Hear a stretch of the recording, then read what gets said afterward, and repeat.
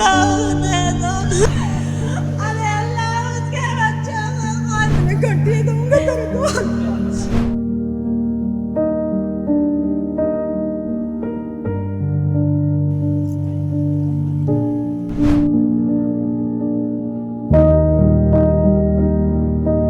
मेरा बड़ा बेटा ही घर को संभाल ले,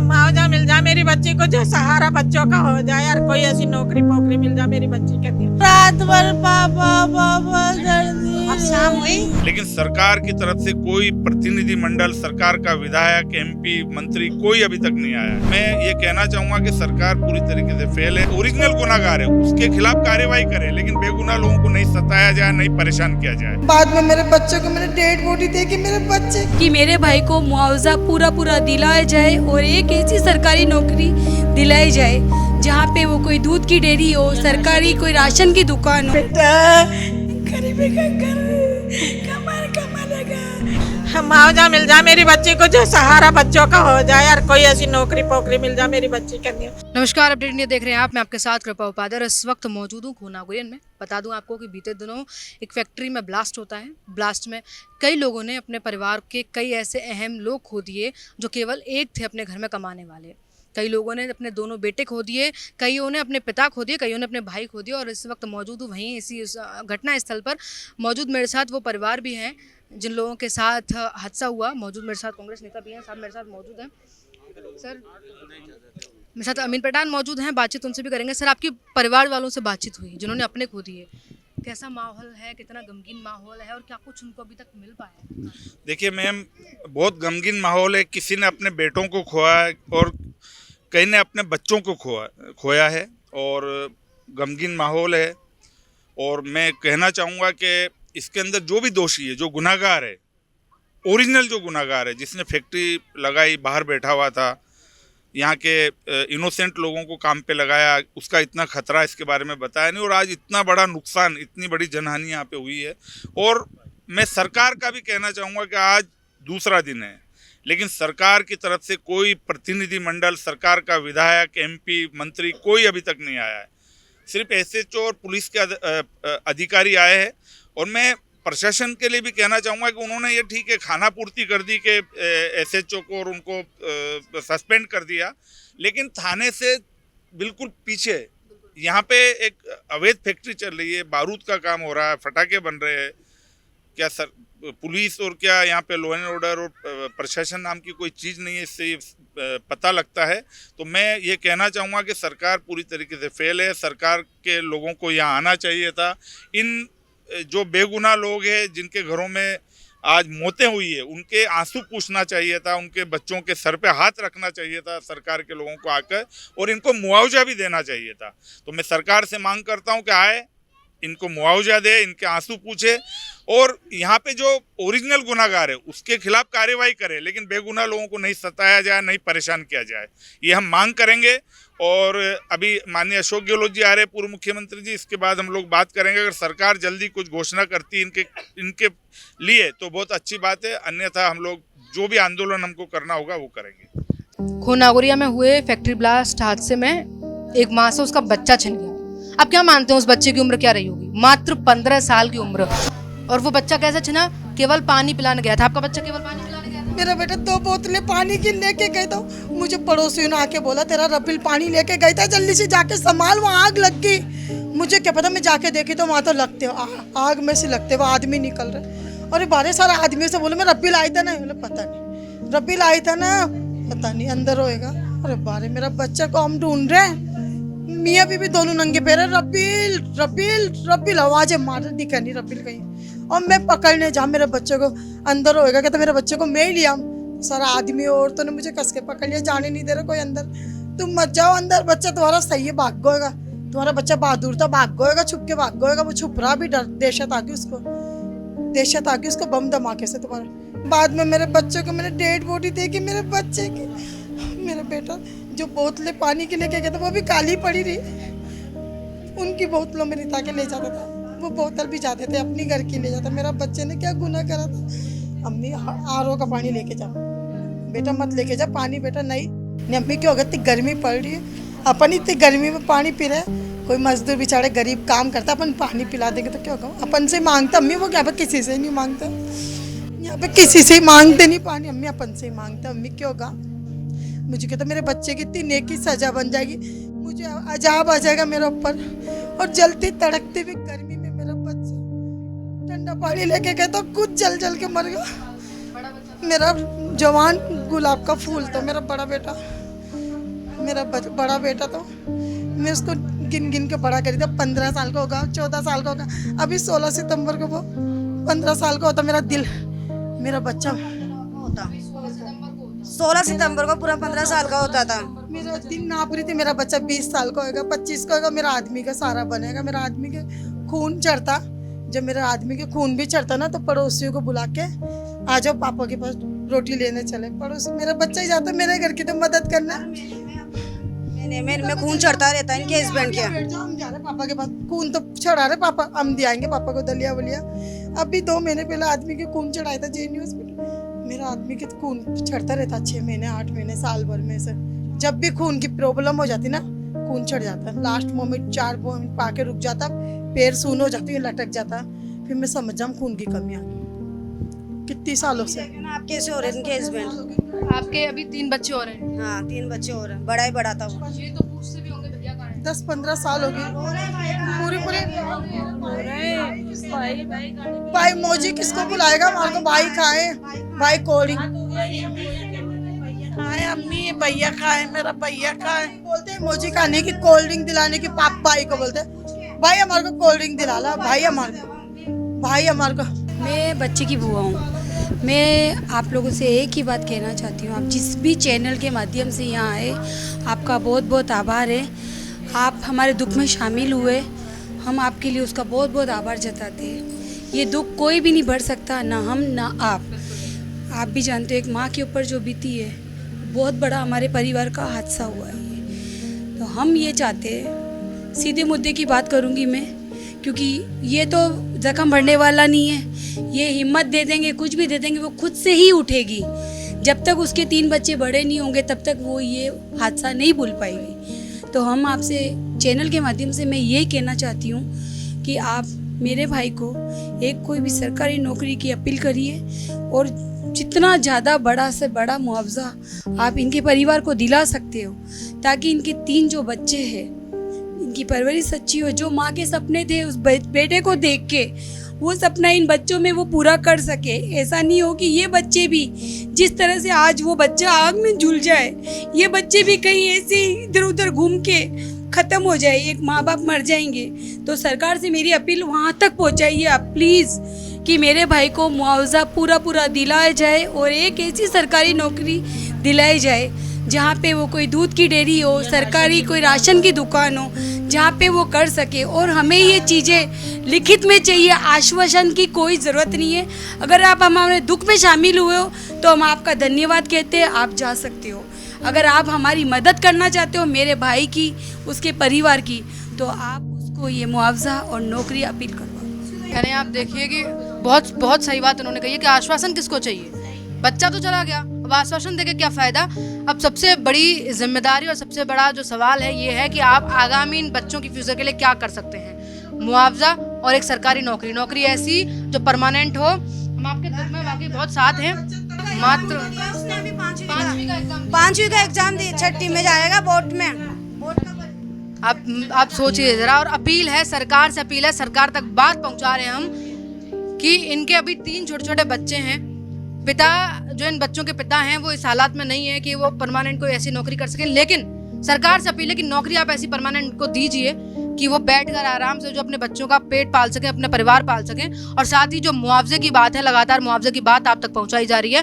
यहाँ तक कि सवाल सबसे बड़ा ये खड़ा होता है कि आप अब तक कहीं कोई प्रशासनिक अधिकारी पहुंचा तक नहीं है। यहाँ पहुंचिए, इन लोगों से बात कीजिए, इनका दुख जानिए और उनको मुआवजा, जो सटीक मुआवजा वो पहुंचाइए, क्योंकि इससे बड़ा कोई दर्द नहीं है कि एक बच्चा, एक माँ अपने सबसे बड़े बच्चे को खो दे। मात्र 21 साल की उम्र थी समीर की और चला गया, मतलब दुनिया छोड़ दी उसने।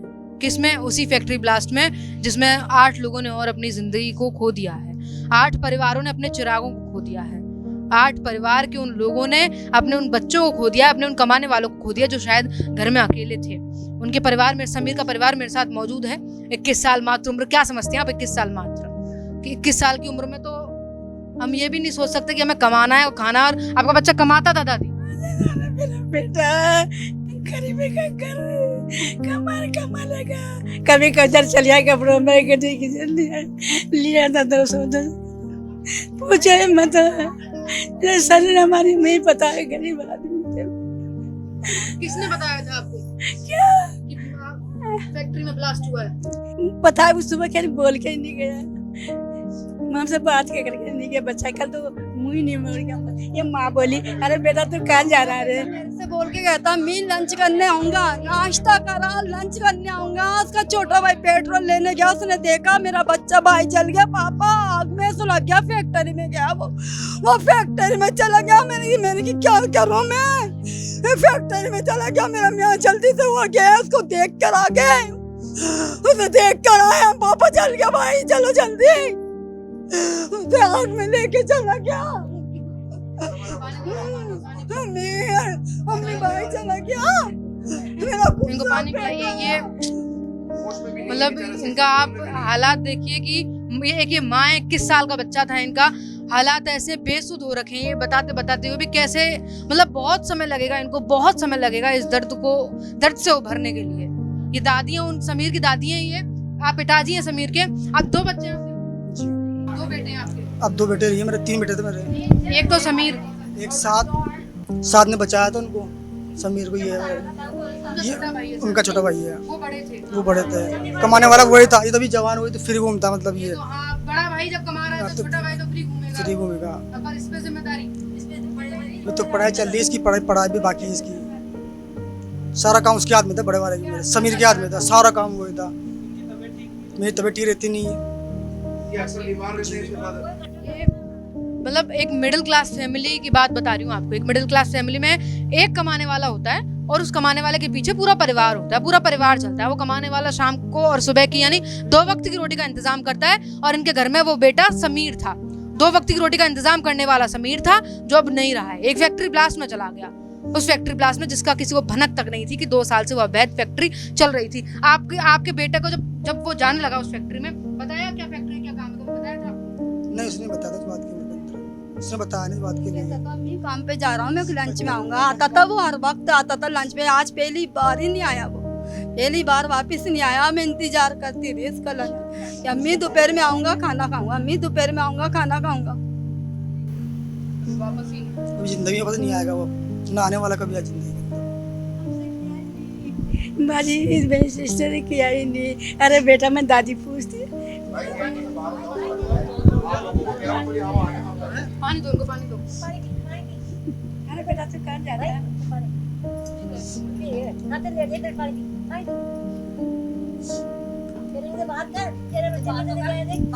कोई बात नहीं, आप आराम करो, इनको आराम करने दो, इनको आराम करने दो, इनको पानी जितना हो सके पानी दो और हवा आने दो, इन तक आराम करने दो।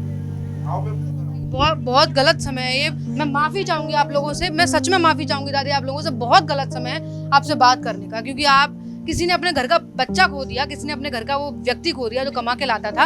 और ऐसे समय में हम लोग बात नहीं कर सकते, बहुत गलत समय हमारे लिए। पर काम है हमारा काम है आप लोगों से बात करना। बस इसलिए हम लोग आए, आपसे बातचीत की। और हम सरकार से आपको उम्मीद पूरी देते हैं कि हम सरकार से बात करेंगे, जितना हो सके, जितनी हो सके उतनी इनकी हेल्प कीजिए, जितना हो सके इन तक इनका मुआवजा, इनकी मांगे पूरी कीजिए आप। क्योंकि आप दृश्य देख सकते हैं कि बहुत छोटा सा मकान है इनका फर्श भी बहुत कच्चा है। पूरी जिम्मेदारी इनके बच्चे पर थी, पूरी जिम्मेदारी इनके बच्चे के कंधे पर थी कि वो बच्चा कमा कर और अब इनके पेट भरेगा। पूरी जिम्मेदारी इनके बच्चे पर थी और अब वो बच्चा नहीं रहा है। मैं समीर का छोटा भाई हूँ। आपसे हमारी अपील है, जो आप आओ तो इस चीज़ का हमारा निर्देशन निकाले। आप इस चीज़ से हमारे को, अब जाने वाले तो आएंगे नहीं आप, लेकिन इनको संभालना मुश्किल होएगा। इस चीज़ को आप सरकार देके, आप देके थोड़ा अपील करें। नहीं, बिल्कुल सरकार से अपील है, रिक्वेस्ट है कि इन लोगों की तो आप बात सुनिए, क्योंकि एक मिडिल क्लास फैमिली में कुछ नहीं होता इतना संजोने वाली। आपने देखा जिस तरीके से अशोक गहलोत जी आए, रफीक खान आए, इनका कोई रिस्पॉन्स नहीं मिला अभी तक। अब वो हादसा 10 मिनट का था, हादसा में 2, अब ये देख लो आप, अब इस चीज़ की कार्रवाई करने में 10 दिन हो गए। आज ये मिसाल मान लो आप, 10 दिन होगा, लेकिन 10 दिन से एक रिस्पॉन्स नहीं मिला हमें बिल्कुल भी। 3 दिन में कोई प्रशासन नहीं पहुंचा इनके पास, आपको बता दूंगा। 3 दिन हो गए, कोई प्रशासन नहीं पहुंचा, कोई मदद की इनके पास अब तक कोई अपील नहीं है, कुछ नहीं है। परिवार शोक मनाएगा अब, क्योंकि इनके पास और कोई ऑप्शन नहीं है। एक उम्मीद है कि सरकार आकर इनकी हेल्प कर दे, एक उम्मीद है, लेकिन इनके पास और कोई ऑप्शन नहीं है। केवल शोक मनाएंगे ये लोग, क्योंकि उन्होंने तो अपना बच्चा खो दिया, वो बच्चा कभी वापस नहीं आएगा। लेकिन उम्मीद जो है सरकार के साथ वो पूरी हो जाए तो बहुत अच्छी बात है, इनकी मदद हो जाए, इनकी मांग पूरी हो जाए। तो एक ये परिवार है, इनके एक सामने वाला घर और है जिनमें से 2 बच्चे चले गए, उनके पास और लेकर चलती हूँ। और अब भी मैं एक बार और माफी मांगूंगी आपसे कि सही में बहुत गलत समय है, क्योंकि एक माँ जानती है, एक पिता जानता है कि उन्होंने क्या कुछ खो दिया, दादी है जानती है कि इन्होंने अपना पोता खो दिया है।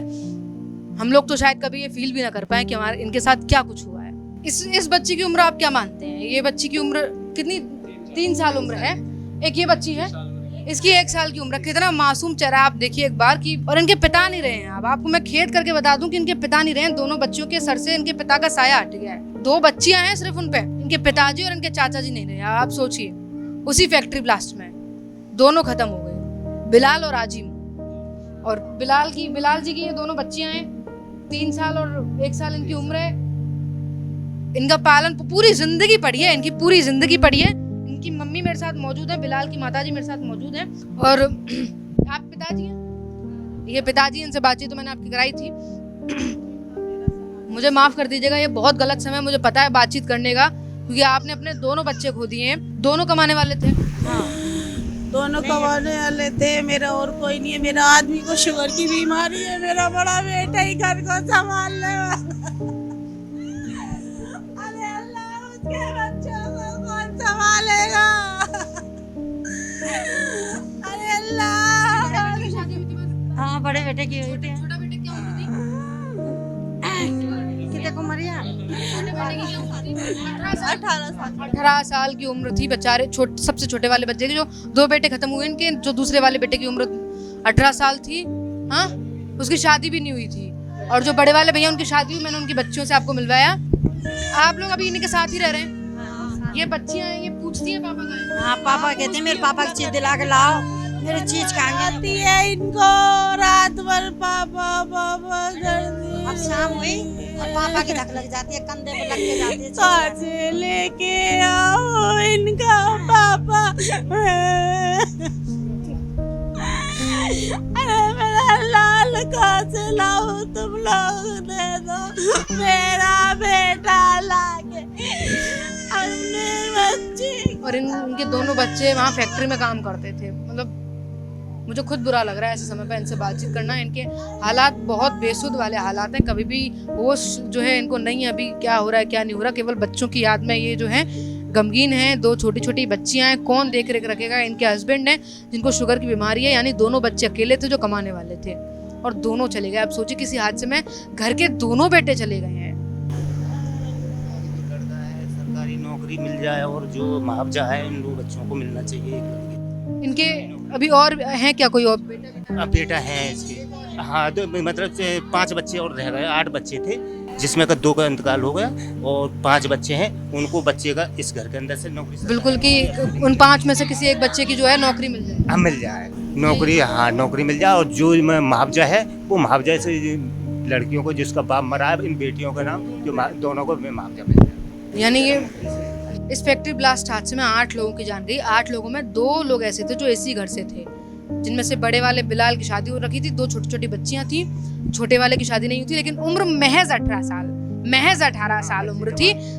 अभी क्या सोचे 18 साल का बच्चा? क्या सोचे क्या नौकरी करना? ठीक है, नौकरी चल रही थी, घर को पाल पोस रहे थे। अभी इनके अलावा जो भाई हैं, उम्मीद है, अपील है, सरकार से मांग है कि कोई सरकारी नौकरी इन तक पहुंचाई जाए, मुआवजे की मांग इन तक की जाए, दोनों बच्चियों का पालन पोषण हो सके, इतना कम से कम मांग जो है मुआवजे की मांग की जाए। बाकी आप सभी इनके परिवार से हैं? रिश्तेदार हैं सारे। रिश्तेदार मुआवजे की मांग नहीं, मुआवजा मिलना चाहिए। सरकारी नौकरी मिलनी चाहिए, मुआवजा तो मिलना ही चाहिए। सरकारी नौकरी भी जरूरी है। बोलना चाहती हूँ, मेरी बेटी है, मेरी बेटी का इंतजाम करवाओ कुछ। मेरे बच्चे, मेरी बेटी है, मेरे कलेजा निकला पड़ा है। मेरी बच्ची, मैं सास हूँ उसकी, बिलाल की। मेरी बच्ची का कुछ ऐसा करवा दो, सहारा उसका क्या है, दोनों बच्चियों का ना। मेरी बच्ची है, मेरी बच्ची बहुत परेशान है।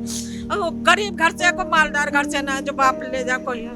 पापा नहीं है? नहीं, बाप भी नहीं है, भैया है, वो अपने छोड़ क्या नाम है अपने अपनी बीवी बच्चों में गरीब हम, कोई मालदार तो है ना।